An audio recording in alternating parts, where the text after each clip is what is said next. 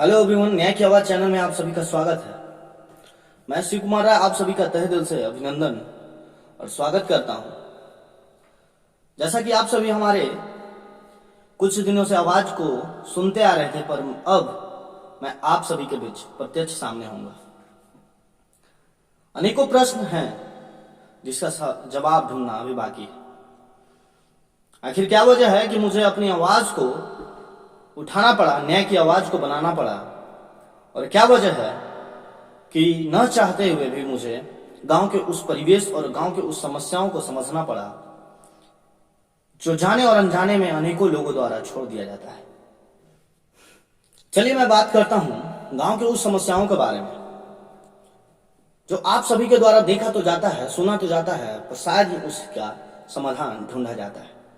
आखिर क्या वजह है कि अनेकों योजनाएं जो गांव में आती है वो असफल ही हो जाती है।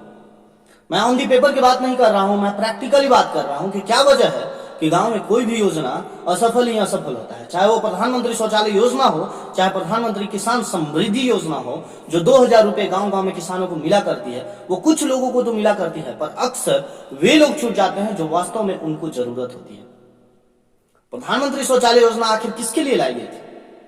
प्रधानमंत्री शौचालय योजना क्या गांव गांव में सक्सेसफुल है, सफलता पाई है? क्या गांव में उन लोगों को प्रधानमंत्री शौचालय योजना का लाभ मिला है जो वास्तव में वे उसके हकदार हैं? मैं पूछता हूं उस वीडियो, उन मुखिया, उस आंगनबाड़ी और अनेक कर्मचारियों से, उस वीडियो के कर्मचारी से जो आए दिन गांव के बदहाली और खुशहाली के जिम्मेवार होते हैं। क्या 2x2 का कमरा लगा देने से और ऊपर का छज्जा लगा देने से वो बाथरूम तैयार हो जाता है? क्या 12,000 रुपया का बाथरूम वास्तव में 12,000 रुपया के लायक बना है, या फिर यूं कहें कि 12,000 में 2,000 किसी और को कमीशन और फिर 5,000 उस व्यक्ति को जिसका बाथरूम बनना है, और बाकी फिर जो व्यक्ति बाथरूम बना रहा है उसको पैसा मिल गया है? ये प्रश्न पूछना लाजमी भी है। आखिर क्यों गांव गांव में बोर्ड में ये लगा दिया गया खुले में शौच मुक्त गांव डुमरी, मनिका, लंका को पे जेरुआ और कोई, पर वास्तव में ऐसा होता है क्या? खुले में शौच मुक्त गांव, ये गांव वास्तव में है क्या? यह प्रश्न है, और यह प्रश्न पूछना भी है, और यह प्रश्न का जवाब लोगों को देना भी है। आखिर क्यों झूठ का वो बोर्ड टांग दिया गया है? आखिर इसको, बोर्ड को झूठ मूठ का टांगने से फायदा क्या है? क्या खुले में शौच मुक्त गांव वो बन गया? क्या वास्तव में खुले में शौच मुक्त गांव या प्रधानमंत्री का जो मिशन था वो सफल हो पाया? यह एक अहम सवाल है कि आखिर 12,000 रुपया और योजना और एनजीओ को, जल सहिया को, आंगनबाड़ी को, मुखिया को पैसा देने से फायदा क्या हुआ जो आखिरकार यह मिशन सक्सेस हुआ ही नहीं? चलिए मैं आता हूं दूसरी योजना की तरफ की आखिर किस योजना में गांव के लोग अक्सर असफल होते जा रहे हैं।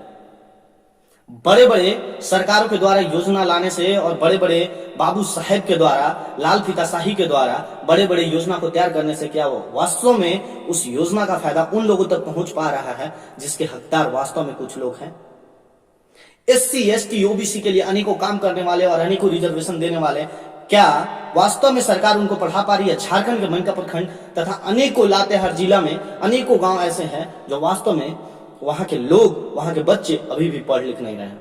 वो अभी भी कोरी चला रहे हैं। वो गणेश भुइयां जो 40 साल से कोरी चलाता आ रहा है, उसका बच्चा भी आने वाले पीढ़ी में वही कोरी चलाएगा और उसका पीढ़ी दर पीढ़ी वही चलाएगा। आखिर इसकी वजह क्या है?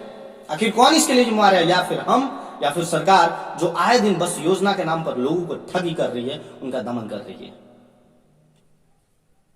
शिक्षा की व्यवस्था को बात करने वाले, शिक्षा की व्यवस्था को सुधारने वाले, नई शिक्षा नीति लागू करने वाले, क्या आपने कभी सोचा कि गांव का वो परिवेश, गांव का वो बिल्डिंग जिसको आपने बना दिया है, उसमें आपने टीचर प्रोवाइड किया है, क्यों आखिर उसमें बच्चे पढ़ने के लिए नहीं आते हैं? और पढ़ने भी आते हैं तो बस खिचड़ी के लिए आते हैं, खिचड़ी खाकर बस अपने घर चले जाते हैं। आखिर क्या वजह है इसकी? क्या आपने स्कूल खाना खिलाने के लिए खोला? क्या साइकिल बांटने के लिए स्कूल खोला? आप किस स्कूल की बात कर रहे हैं जिस स्कूल का बिल्डिंग तो है, जिस स्कूल में टीचर तो है, पर टीचर वही है जिनको पढ़ाने का तरीका पता नहीं है? आप किस एजुकेशन की बात कर रहे हैं? प्रश्न यह है कि आखिर शिक्षकों को सिर्फ और सिर्फ मोहरा बनाने से क्या स्कूल की स्थिति बदल जाएगी? क्या शिक्षकों को बस निशाना बनाने से क्या स्कूल की स्थिति बदल जाएगी? क्या सरकार आने वाले दिनों में और अनेकों दिनों में शिक्षकों को पढ़ाने के अलावा अनेकों काम नहीं देती है? क्या इलेक्शन का काम, क्या जनगणना का काम या कोई भी सर्वे क्या वो शिक्षक को नहीं देती है? आखिर क्यों शिक्षक ठेकेदार बने पड़े हुए हैं? आखिर क्यों शिक्षक शौचालय का निर्माण करवाएंगे? आखिर क्यों शिक्षक बिल्डिंग का निर्माण करवाएंगे? शिक्षक का काम है पढ़ाना। क्या शिक्षक ये काम कर रहे हैं? क्या शिक्षक सिर्फ और सिर्फ पढ़ाई करवा रहे हैं? एक अहम सवाल है और इसका जवाब तो शिक्षक को भी देना पड़ेगा और शायद सरकारी कर्मचारियों को भी, कि आखिर इसकी वजह क्या है कि स्कूल की स्थिति बद से बदतर हो गई है।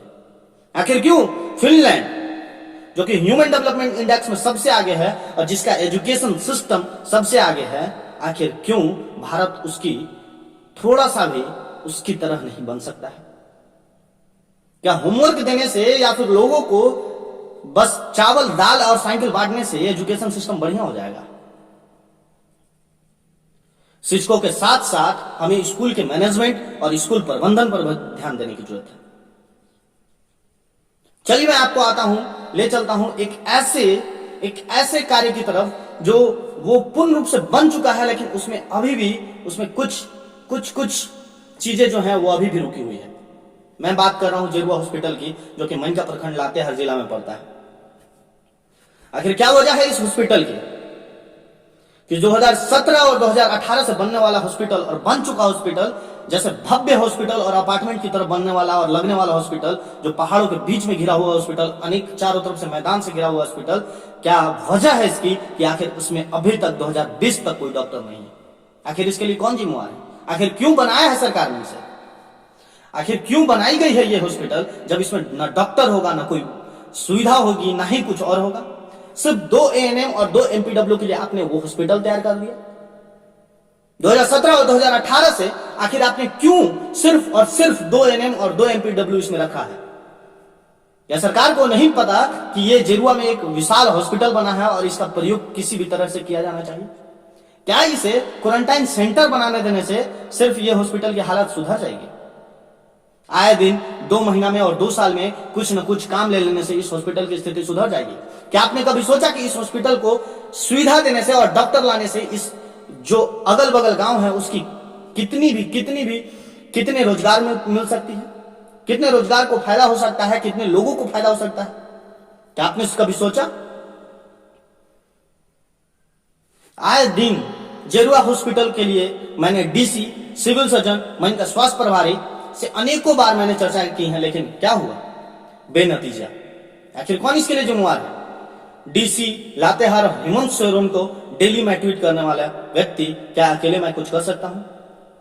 क्या जेरुआ हॉस्पिटल के लोगों को या जेरुआ गांव के लोगों को या अनेकों गांव के लोगों को इसके लिए आगे आने की जरूरत नहीं है?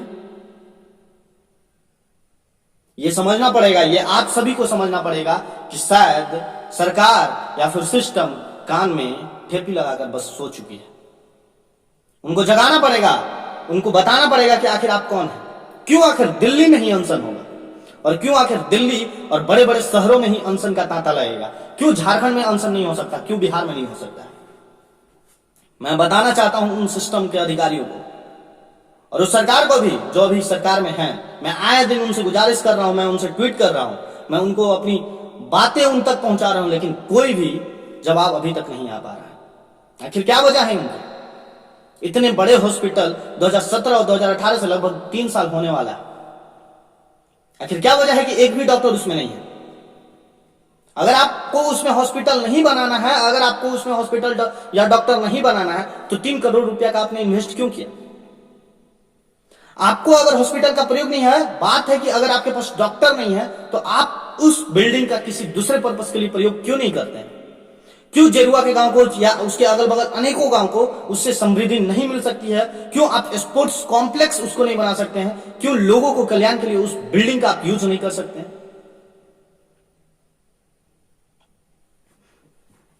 सरकार या सिस्टम, मनका के बीडीओ हो, मनका के सिविल सर्जन हो या लातेहार के सिविल सर्जन हो तथा लातेहार डिस्ट्रिक्ट के डीएम, मैं उनको चुनौती देता हूं कि ये आप काम करें, वरना वह दिन दूर नहीं कि रामलीला मैदान जो अक्सर दिल्ली में हुआ करता है वो लातेहार और मनका में आपको देखने को मिल जाएगा।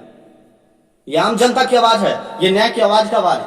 ये आपको समझना पड़ेगा, ये आपको बुझना पड़ेगा, क्योंकि लोगों को खुद के लिए आवाज उठाना तो शायद ही आता है, पर मैं शिव कुमार राय आप सभी के बीच न्याय उठाने के लिए हाजिर हूं।